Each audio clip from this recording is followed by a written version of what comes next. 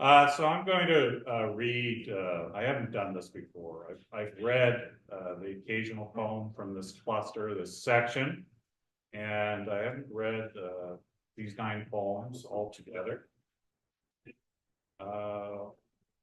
And so this section's called Midsummer Disjunction.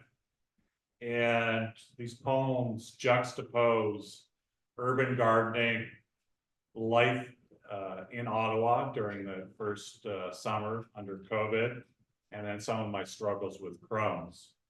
And I originally wanted to write something about this, the bodily experience of having Crohn's, but I found that the poetry that was coming out was just, there was something that was just too egocentric about it, and too focused on the self.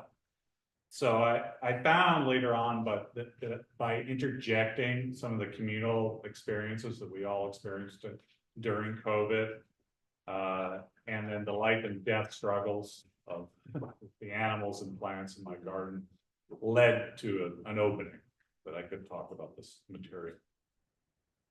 So Midsummer Disjunction 1. Expect setbacks, lilts the medical pundit on the early morning news. Across the Ottawa River, among Lake Gatinois, there's wide viral spread. Fear dilates, the opening of a wound. In my garden, a 5-petal flower, yellow as butter, large as my palm. By what mysterious agency do you transform into an acorn squash? Forgetful pollinator, I'll try my best not to gawk at furtive, obliging act of transfer.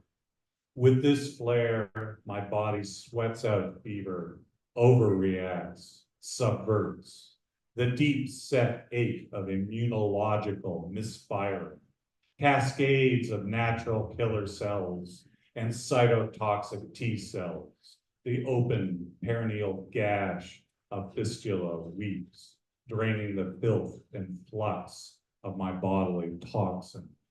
When will I enter that final phase and exit? 2. A cicada killer clasps a paralyzed cigale in its mandibles, drags it through the leaf litter. What horror awaits in the insect secret crypt, slow dissolution, the larval devouring of self? Don't bother asking a parasitic wasp about its ethics. A poet drops by for socially distant drinks, talks about his gout, agony that has him crawling on his knees to the bathroom. In these times, it's easy to recall bodily pain, unnameable, burrowing, abject, suppurating wound of bowel perforation, shoved onto the floor by the force of it, screams. I try to smother. 3. I dig out lawn, gouge open a bed for a garden, half dead, haphazard grass, no great loss. Turning over the clay, slick soil exposes the grubs of scarab beetles. Tiny limbs scratch at my fingertips, maxilla snap at the air. My earlier attempts at biologic warfare failed. Nematodes infused into suburban underworld, parasites consuming parasites. I fling larvae, repulsive, pulpy white bodies into the deserted street. An opportunistic robin on the concrete curb awaits, eager, devour. 3 days later, the robin still trails after, hopeful, with her mouth agape. She ropes in a mate, weaves a nest of cedar strips where the grapevines twist around the power junction. 4.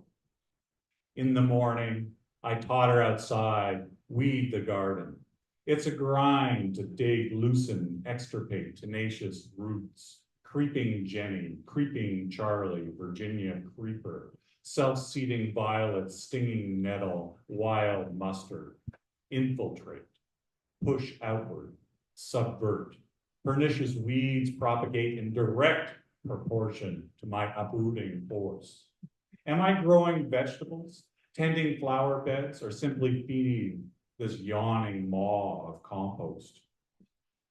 As backyard soil enriches, darkens, worms proliferate. Meadow voles appreciate the work of decomposition.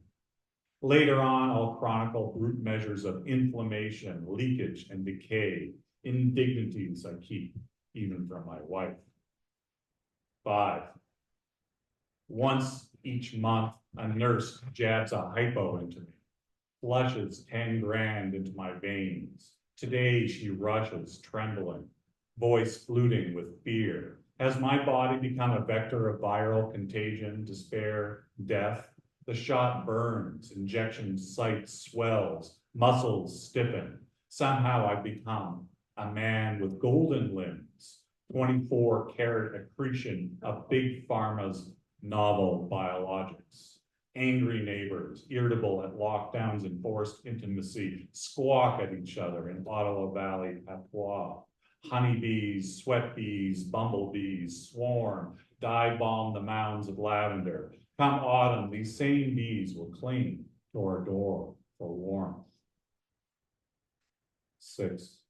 In the States, 150,000 dead and rising. Infection rates double, redouble, double again.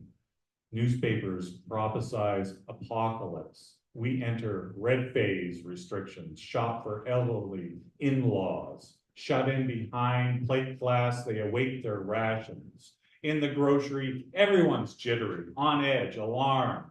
A young punk in pink sees me coming, skitters away.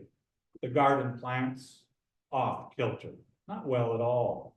No relief from this freakish spell of dry weather. The hostas curl, yellow, become brittle. Cumulus clouds bubble on the horizon, obscuring oncoming comet, 2 tails, a 6,000-year spin cycle. 7. 3 ambulances line up outside Maple Ridge. Paramedics bring out the dead and dying. Hazard lights flashing, sparking in the sun.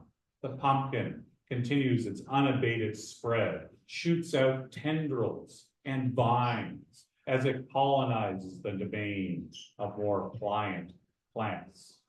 I cut back the runners slithering into my rows of peas and beans. I pinch off blossoms in vain hope that the spiny, sticky leaves will suckle the growing orange globes. In response, this persistent creeper grows thicker, bristling with gummy spines to ward off my prying, probing fingers.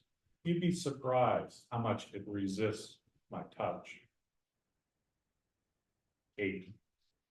At the epicenter of the Heron Gate project, City Health parks a big red bus. Lines form.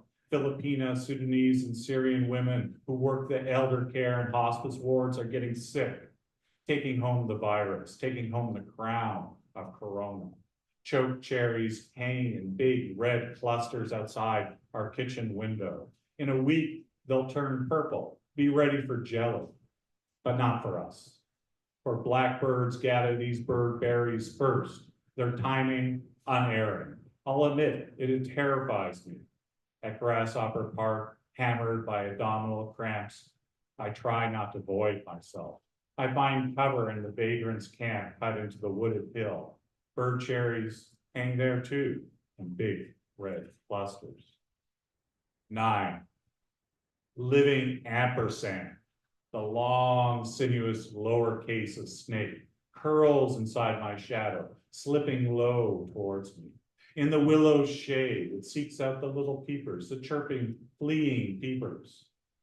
2 dead in Kenosha, a Wisconsin town I drove through 2 summers ago.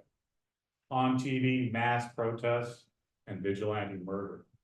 When my gastroenterologist calls, I can't picture her. I listen to her disembodied voice. Her words carry the weight of absolute authority of God.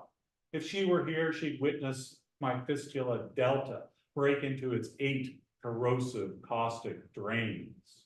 Was it the Byzantine Greeks who first learned to set the ocean sea ablaze to incinerate their enemies?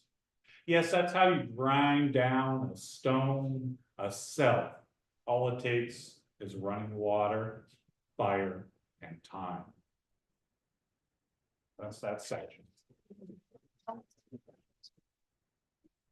right, we're gonna put some chairs up here and if all the readers can come and sit. Can I read one more? Oh.